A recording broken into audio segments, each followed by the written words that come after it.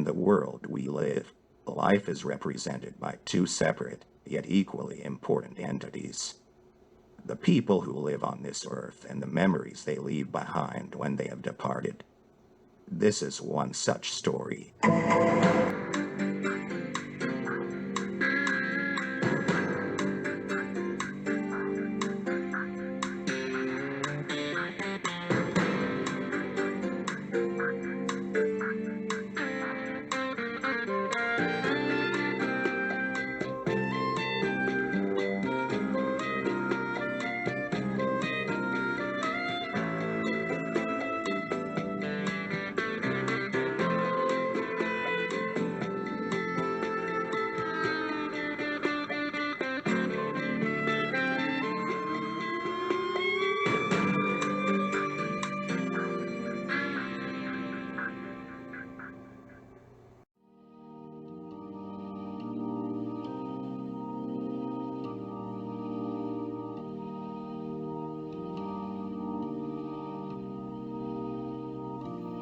When you try your best but you don't succeed, when you get what you want but not what you need, when you feel so tired but you can't sleep, stuck in rivers,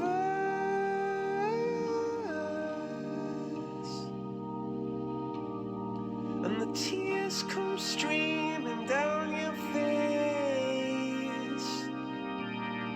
when you lose something you can't replace, when you love someone but it goes to waste, could it be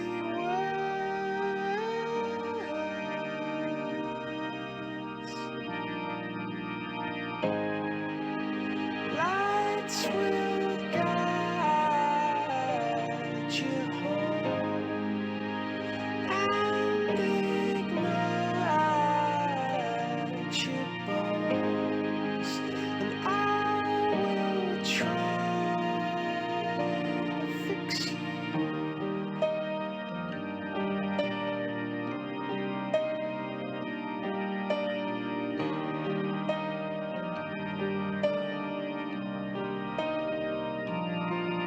High up above or down below, when you're too in love to let it go, but if you never try you'll never know just what you want.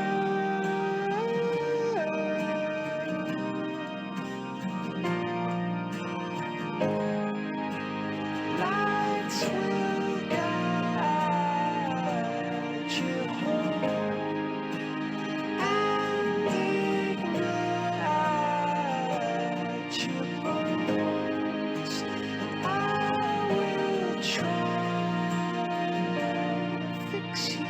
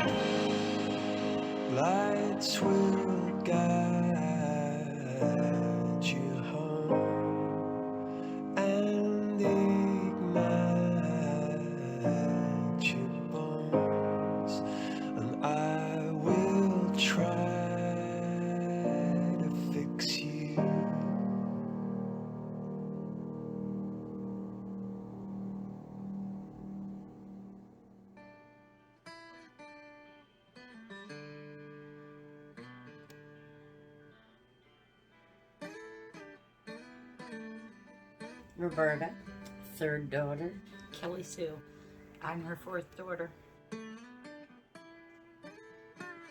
She always had big baboombas, even when she was skinny or when she was big. Growing up though, she was always a redhead, but when we moved here, she started going blonde. She enjoyed being a mom and staying home, and I enjoyed waking up 2, 3 in the morning for my dad to go to work and smelling coffee. This was her at her prom. That's Nanny. This is Waddy Ma. That's Waddy Ma. One of Mom's party buddies, we'll say. We won't say all what these two did. There's nothing gross, just too much fun, and let me just say, they wrecked the golf cart together. This was Mother's best friend when we lived in Norristown, Jeannie Eckhart, and that was her sister Denise. And this is when Tabitha was born, who Tab's named after.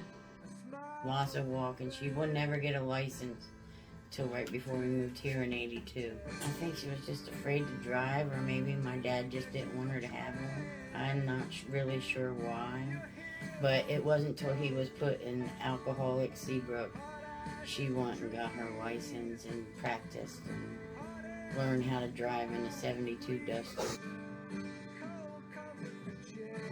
My real dad had a pool for us in our backyard environment, so that's the only time my dad was really otherwise cool with us.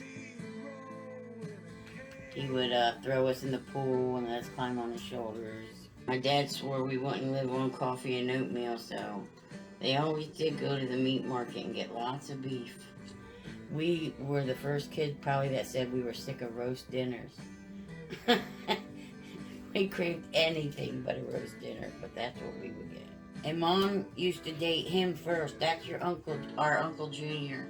She actually dated Uncle Junior, and Uncle Junior wouldn't show up for dates and be drunk, so I think she dated his brother just to get him back, but we don't know. And that's Mom and my dad with all of us when we first moved to New Jersey. In 74 we moved there. Violin, New Jersey. This day they put us on, my dad got a motorcycle, and they put all of us girls, and we had Dusty and Rusty because Aunt May was on her second honeymoon, and they put all 7 of us on this motorcycle. There's Kelly, Michelle, me, Aunt Kim, Samantha, Dusty, and then Rusty. And all you see is the front tire, if you notice, and a little bit of gas. Mom and Dad had irreconcilable differences because my dad was an alcoholic. So, one too many arguments, and they called it quits. Mom moved down here in the middle of the night, loaded all of us kids up in the back of a Duster. She had only just learned how to drive. Through the woods, on the back roads, she had a lot of fun with it, but yeah, she took 4 kids and a dog and the back seat full of clothing and decided at midnight she was driving to Florida. We lived here for 6 months, and in that time she divorced my dad, and I think their divorce was finalized September 27th of '83.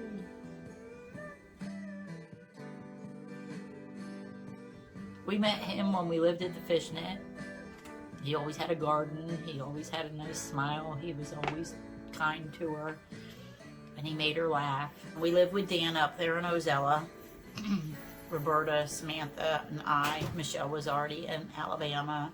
Kim was already traveling with the carnival. So we moved to Ozella in '84, if I'm not mistaken. Always had our friends over, had great bonfires. Now that Pop-Up's gone, the funny thing was there was this house when we moved into it was a mess. We had to clean it out, bleach it down. It was just horrible. Abandoned house, it seemed like, when we moved in. So we took all the furniture outside and we put it around a bonfire behind the shed.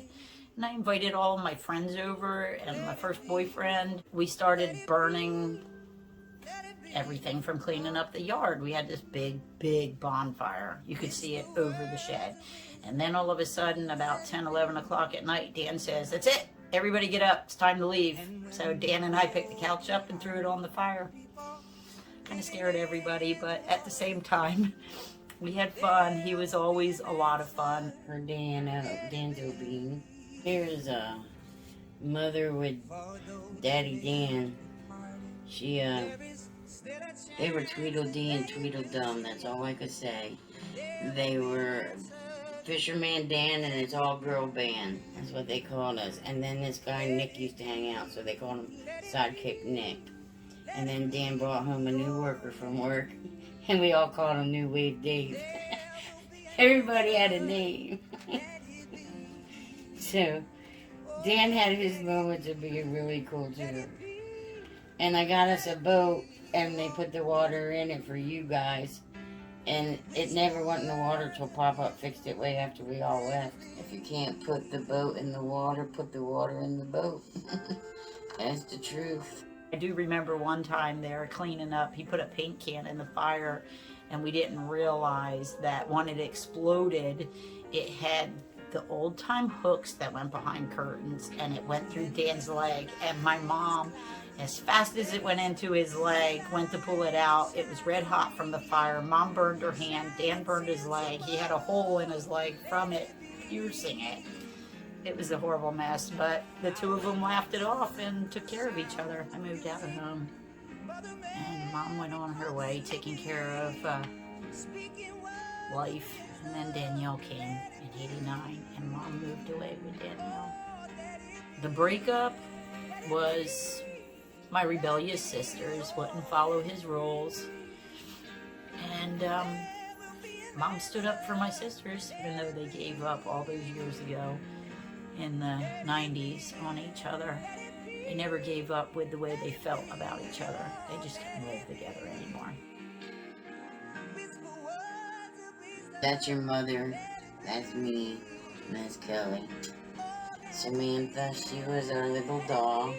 I think that's what even made me and Mom closer as her.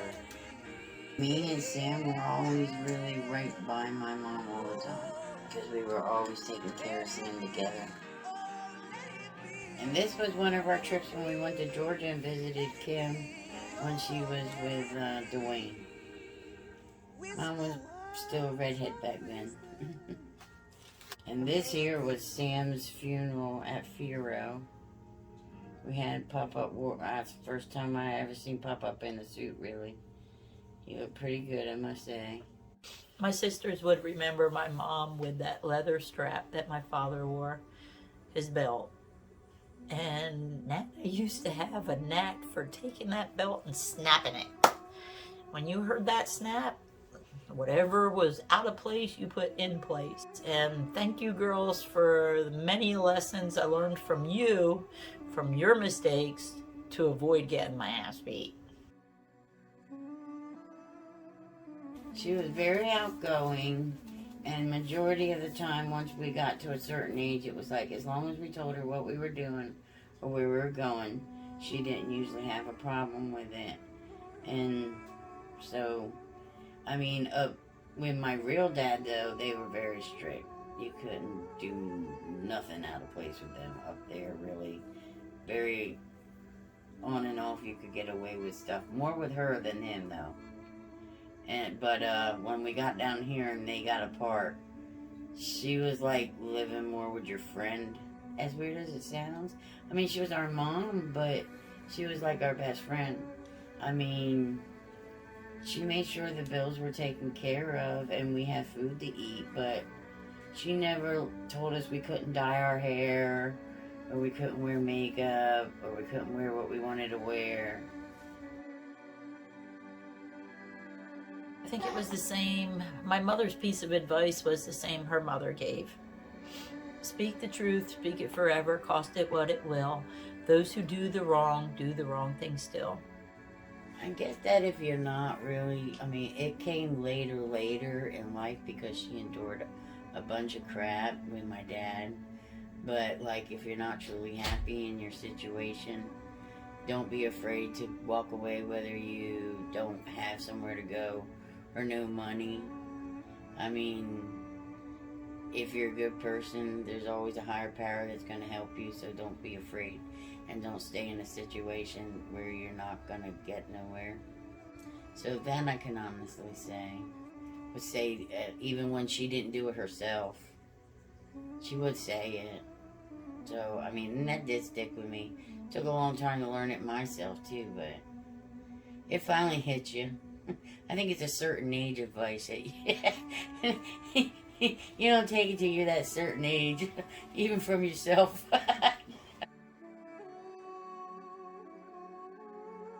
Her favorite memories were all the times at the shore with us kids when we were little. Her girls were little, and she would take us down to the Jersey Shore, Cape May, Wildwood. We'd go crabbing, we'd go fishing. She enjoyed all that. That was her memories. She'd let me skip school a lot and go in the truck with my dad, which was fun. In 5th grade, I got an award for having the most days off. That's the winters I miss up at our north house. Mom was baking something every winter. She'd have some big breakfast for us to have to eat. She spoke of that before she passed. Those were some of her fondest memories along with mine. We've gone to Orlando a few times, and that's always fun. And yeah, we went to Old Town one time, and all of us are there, and Nanny's in the little push walker, and nobody wanted to push her, so me, Miss Broken Girl, the only other disabled in the group, pushes her, and damn it, I didn't see the pothole. And I hit a pothole, and she flung out, landing on her head and arm and hand.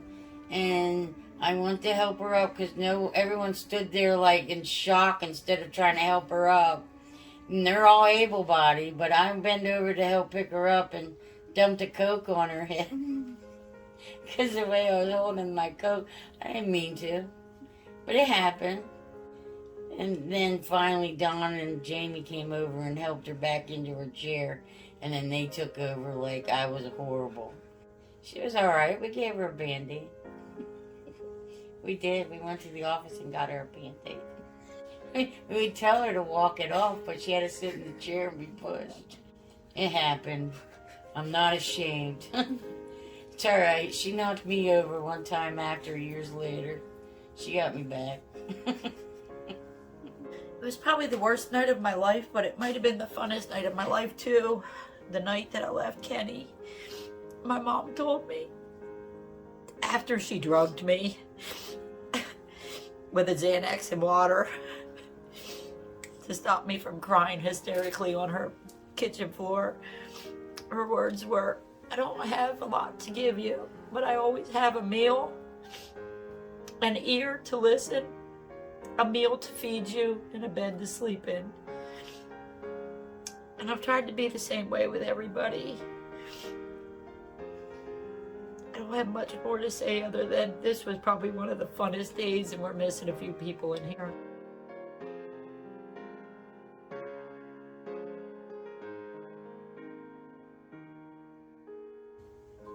She would always just listen. I mean, she never had much to say about what it was, but she'd listen. She'd throw something from her past in, like, to make a point or maybe make you look at something differently, but the fact that she always would listen. There was a lot of good memories with the two of them. The crazy thing is that Dan had his stroke 2 years ago, and then Mom got in there in rehab in May. So the two of them found each other at the nursing home. Once Mom realized she could get out of her room and go see Dan, the nurses and office people told me Mom would always disappear to Dan's room after breakfast and sit with him. They were the talk of the nursing home. One of the ladies in the office came out and said, "I hear there's a love affair happening between two clients." And Tyler, of course, her words were, "I'd give his wife a run for her money." Mom always had a sense of humor. It's sad to even think about the love that people share and how they're brought back together if they're meant to be together. Because time brings everything around in a full circle. And the last words I told her was that I'm okay with her loving Dan more than me. And the last words I told Dan was that I know that she loved him more than me. And he laughed and told me to go to bed. It was time to go to sleep. That was 3 days before he passed. Mom passed on the 4th of November. And it was a Thursday night, 6:06. And Dan passed before 10 o'clock in the morning on a Tuesday, the 23rd.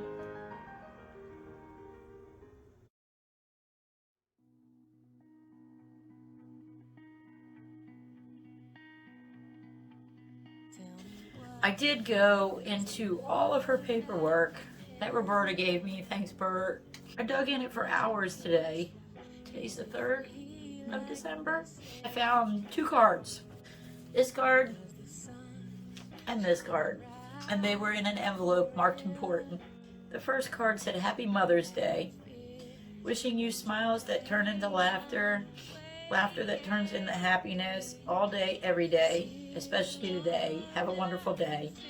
Cadence, Liliana were the 2 that signed it. She had it in an envelope marked important. The second card was from me. Me, the smart ass I am, hand wrote a card.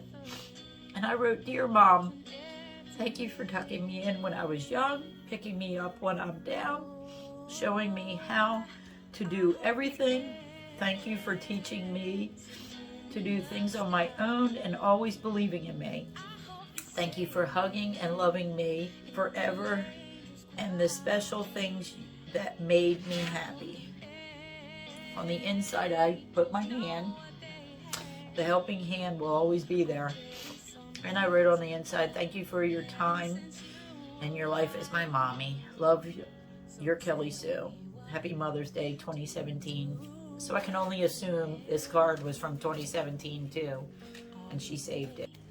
Okay, on the Wednesday before Nana left the nursing home and went to hospice house on that afternoon, Lily and I went to visit her and we spent the morning with her. And when we did, the whole morning she kept calling out for her Maybug. And then she kept asking Lily and I how Cadence was doing and wanted him to know she loved him. And she wanted him to know that she was proud of him and she wanted him to be good in school and keep his grades up. So the last 2 people she spoke of was Cadence and her sister. Tell me to watch over you. Make sure you do good in school. And she promised she would. So that's up to you to do everything right. Ask for help and do it right. And every time you're doing it and you're working hard and it seems like a struggle, you just think of Nana. The day after I heard the news about Nana, I immediately started saving photos, preparing to make this video. I wanted to do something that everybody would really be able to look back on whenever they're thinking about Nana and just, you know, like appreciate some of the good things. I knew it was going to be hard, and it was even harder than I was thinking it was going to be to make sure that everything is turning out right and that, you know, it's going to be enough for like everyone to appreciate it. But I have to look at these pictures every day. I just think that this is a good expression of how a lot of us, how like a lot of the grandchildren feel. I have a little bit of a special feature. Since I know everybody's kind of dealing with this a little bit differently. We have some family who's, you know, just not with it, and then we have some family who's like really emotionally invested in the situation. I know, like, no matter what, no matter how any of us act or how any of us are coping, we all really love Nana. And maybe it doesn't apply to everyone, but I do think it says something, so please enjoy.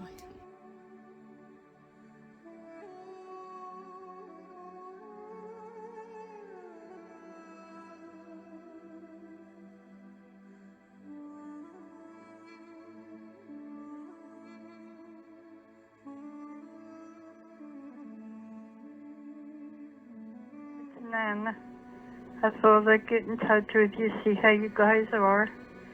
Love you.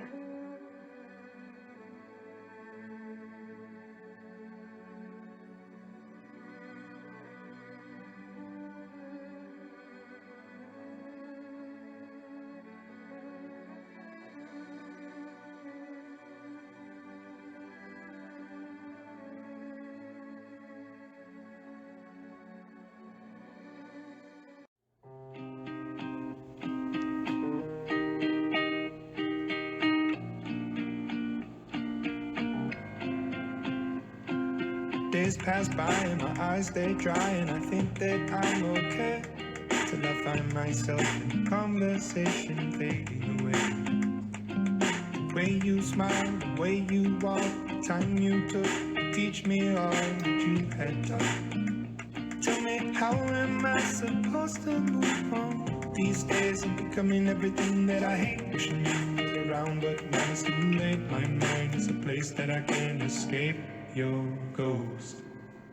Sometimes I wish that I could wish it all away. I'm already baby for you. Sometimes I wish that I could see you one more day. I'm already dead. Oh, I'm a wreck without you here. Yeah, I'm a wreck since you've been gone. I've tried to put this all behind me. I think I've wrecked all along.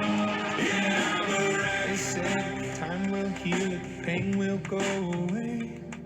But everything, it reminds me of you, and it comes in waves.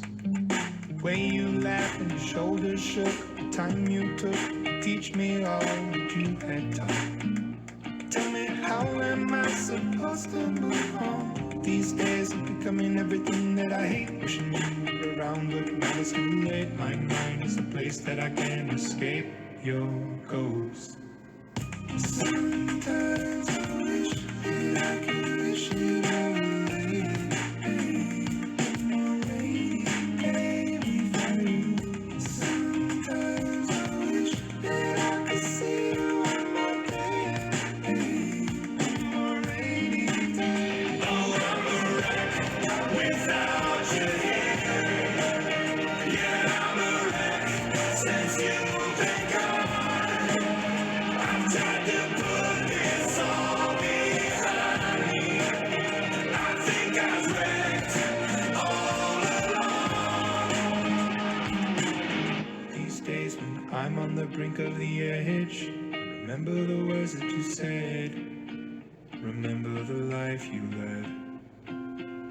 You'd say, oh, suck it all up, don't get stuck in the mud, thinking of things that you should have done.